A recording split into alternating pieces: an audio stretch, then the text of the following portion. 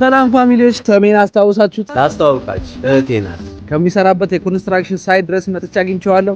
ማርቱ በሪሶ እኔ ደግሞ ማሬ ብዬ ነው የምጠራት። 36 ዓመቷ ነው። የአእምሮ ታማሚ ናት። አትናገርም፣ ራበኝ ጠማኝ አታውቅም ማለት በኦሮሞ ሴራ ወይንም ደግሞ እኛ ባደግንበት ስፍራ ልጄን ለልጄ ተብላ ገና በጽንስ ነበረ የተለመመች ለትዳር አሁን እንግዲህ ማሬን ያገባታል ተብሎ የታሰበው ሰው አግብቶ ልጆች ወልዶ እየኖረ ነው። ኮንስትራክሽን ለመስራት ተበድረ ነው የመጣ። ስንት ብር ሰራ? 100 ሺህ ብር ተበድሬ የመጣው። ለምን አልከፈልካቸው? ከመጣው በኋላ ከሰራሁት ይልቅ አሞኝ የተኛውበት ጊዜ ሰፊ። ስለዚህ ይሄ ልጅ በዚህ ዕዳ ውስጥ ሆኖ ስለ ቤተሰቦቹ ስለ ዕዳው ከሚያስብ ላይፍ ኢን ዱባይ እኔ ሙሉ ለሙሉ ከፍላለሁ። ድሃ በኢትዮጵያ ሲመነዘር ሙሉ ድሃ ነው።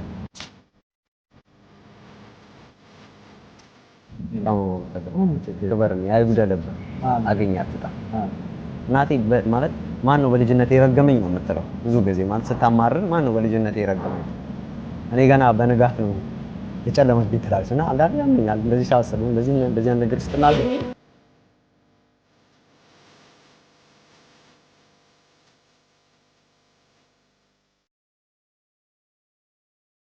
ይሰማል። ሰዎች በቀዳዳ እያዩ እብድ ብሎ ሲሳለቁ እህት ላይ ሽጭ እንኳን ስገባ እኔ ቆቀር በልቼ ለነሱ እህል ነው ሰፈር የምገባው።